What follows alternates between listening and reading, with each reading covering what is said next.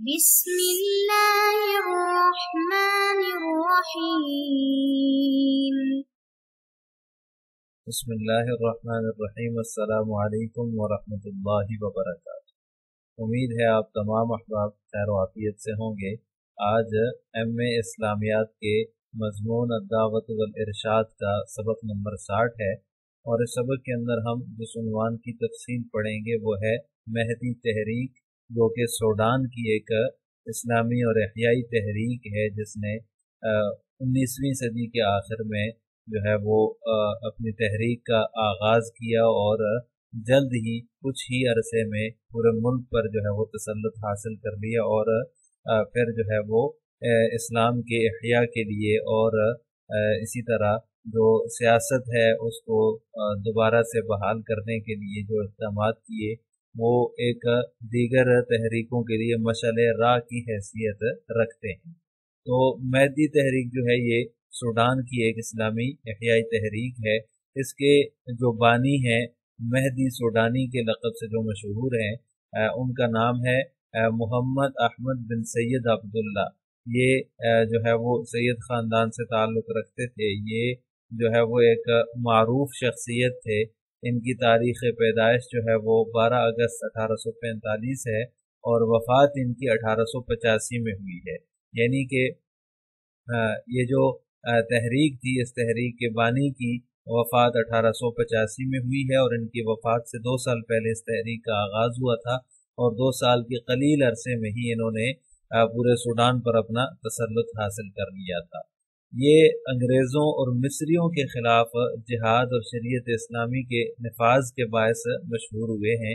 یعنی کہ ان کی جو وجہ شہرت ہے وہ انگریزوں اور مصریوں کے خلاف جو ان کی جاہریت تھی اس کے خلاف انہوں نے جدوجہد کی، اور اسلامی نظام کے نفاذ کی کوشش کی۔ اسی وجہ سے یہ دنیا بھر میں مشہور ہوئے، اور انہوں نے بڑی جدوجہد کی اور ایک تحریک کا آغاز کیا جسے مہدی تحریک کہا جاتا ہے۔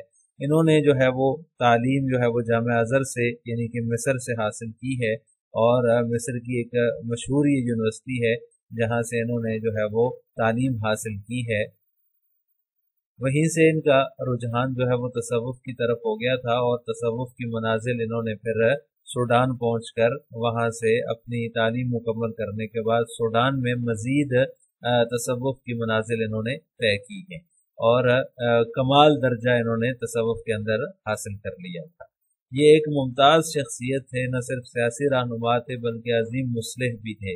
ظاہر سی بات ہے جب انہوں نے جو ہے وہ تصوف کے اوپر جو ہے وہ دسترس حاصل کر لی تو اس وجہ سے یہ ایک عظیم مصلح بھی کہلائے۔ اپنے جو ان کے معتقدین تھے، جو ان کے پیروکار تھے، ان کو درویش کہا جاتا تھا۔ تو درویشوں کو جو ہے وہ ان کی اصلاح کا انہوں نے بیڑا اٹھایا، اور ایک اصلاحی تحریک گویا کہ جو ہے وہ شروع کی، اور اس میں یہ کامیاب بھی رہے۔ تو اس وجہ سے یہ ایک ممتاز شخصیت تھے۔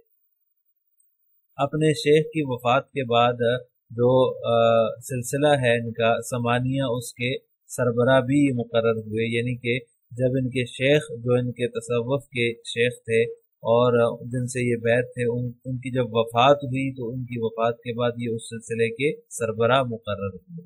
انہوں نے اپنی سیاسی اور مذہبی سرگرمیوں کا مرکز جو ہے وہ جزیرہ آبا کو بنایا۔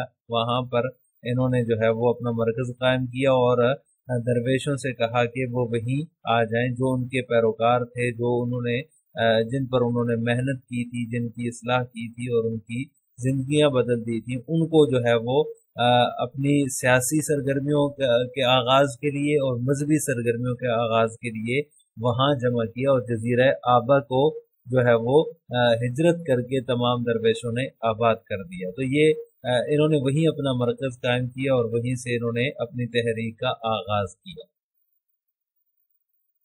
اس تحریک کا آغاز کچھ اس طرح سے ہوا کہ 1883 میں جو مہدی سوڈانی ہیں، انہوں نے مصریوں کے رویے سے تنگ آ کر جہادی تحریک کا آغاز کیا۔ یعنی کہ جو مصری تھے ان کا تسلط تھا سوڈان کے اوپر بھی، اور جو مصر کا بادشاہ تھا محمد علی پاشا، اس نے جو ہے وہ مصر کے علاقوں پر تسلط حاصل کر لیا تھا، اور 1870 میں اس کا یہ تسلط جو ہے وہ پورے سوڈان پر اس کو حاصل ہو گیا تھا، اور وہ مصری سلطنت کے اندر اس کو شامل اس نے کر لیا۔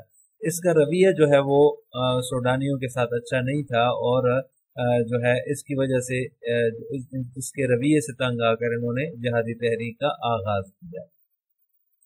مصریوں نے سوڈانیوں کے ساتھ اچھا سلوک نہیں کیا تھا، جس کی وجہ سے سوڈانی لوگوں نے ان کی قیادت میں علم بغاوت بلند کر دیا۔ یعنی جو مصری تھے، مصر کا جو حکمران تھا محمد علی پاشا، بظاہر اس کی حکومت تھی، لیکن دراصل وہ انگریزوں کی ہی حکومت تھی۔ پورے مصر پر انگریزوں کا تسلط جو ہے وہ قائم ہو چکا تھا، اور جو ہے وہ اس نے جو ہے وہ سوڈانی لوگوں کے ساتھ اچھا سلوک نہیں کیا، اور ان کا جو رویہ تھا وہ سوڈانی لوگوں کے ساتھ اچھا نہیں تھا۔ اس وجہ سے سوڈانی لوگ بھی مہدی سوڈانی کی قیادت میں جمع ہو گئے، اور انہوں نے پھر ان کے خلاف علم بغاوت بلند کر دیا۔ 2 سال کے اندر اندر انہوں نے پورے سوڈان پر قبضہ کر لیا، اور جو ہے وہ مصریوں کو شکست دی۔ مصری حکومت نے جو ہے وہ ایک فوجی جرنل جو تھا اس کو بغاوت کو چلنے کے لیے بلایا، اس کی خدمات حاصل کی، لیکن اس کو بھی جو ہے وہ اس کے اندر کامیابی حاصل نہیں ہوئی۔ اس کا نام جنرل گورڈن تھا۔ وہ آیا اور اس نے آ کر جو ہے وہ ان کو کچلنے کی کوشش کی۔ یہ جو درویش تھے اور مہدی سوڈانی کی تحریک کے جو لوگ تھے ان کو دبانے کی کوشش کی، لیکن وہ ان سے مقابلے میں مارا گیا، اور جو ہے وہ خرطوم پر، جو کہ سوڈان کا دارالحکومت ہے آج بھی، اس پر جو ہے وہ ان سوڈانیوں کا اور مہدی سوڈانی کے لوگوں کا اور اس تحریک کے لوگوں کا جو ہے وہ قبضہ ہو گیا۔ اس طرح سے انہوں نے پورے سوڈان پر قبضہ حاصل کر لیا۔ قبضے کے بعد انہوں نے جو ہے وہ اسلامی قوانین کی بالادستی پر زور دیا، اور اپنے پیروکاروں کو ایک جگہ جمع کیا، اور ان سے جو ہے وہ عہد لیا کہ وہ اسلامی قوانین کی بالادستی کے لیے اپنی توانائیاں صرف کریں گے۔ انہوں نے جو ہے وہ درمان کو اپنا دارالحکومت بنایا۔ درمان یہ ایک شہر ہے جو کہ نیل کے مغربی کنارے پر خرطوم کے بالکل بالمقابل جو ہے یہ شہر ہے۔ وہاں انہوں نے اپنا مرکز قائم کیا، درمان کو انہوں نے اپنا مرکز بنایا، اور وہیں انہوں نے اپنا اس کو دارالحکومت بنایا۔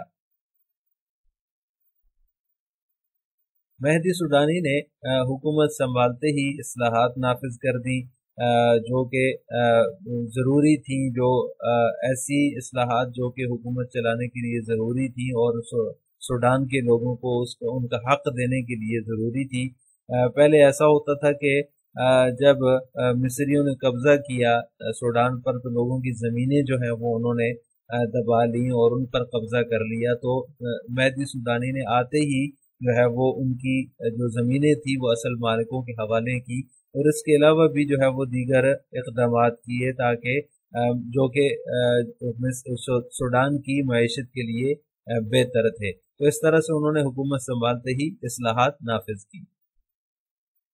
اس تحریک کے اغراض و مقاصد میں سے پہلا جو مقصد تھا وہ یہ تھا کہ مصریوں اور انگریزوں کے تسلط سے اپنے ملک کو آزاد کرانا۔ ظاہر سی بات ہے 1870 میں جو ہے وہ مصریوں نے مکمل طور پر سوڈان پر قبضہ کر لیا تھا، اور اس کے ساتھ ساتھ انگریزوں نے بھی اس کے بعد جب مصر پر قبضہ کیا اور اس کے ساتھ ساتھ وہ سوڈان بھی ان کے قبضے میں چلا گیا، تو اس طرح سے مصریوں اور انگریزوں کے تسلط سے اپنے ملک کو آزاد کرانے کے لیے انہوں نے اس تحریک کو شروع کیا تھا۔ تحریک کے اغراض و مقاصد میں سے ایک بڑا مقصد یہ ہے کہ اپنے ملک کو غیر کے تسلط سے، انگریزوں کے تسلط سے اور اسی طرح مصریوں کے تسلط سے آزاد کرانا، یہ اس کا ایک بڑا مقصد تھا۔ اسی طرح اسلامی تعلیمات کا نفاذ بھی اس کا ایک بڑا مقصد تھا کہ اسلامی تعلیمات کو جو ہے وہ لوگوں نے پس پش ڈال دیا تھا۔ اس کے مقابلے میں جو رسومات تھی وہ بہت زیادہ پھیل چکی تھی،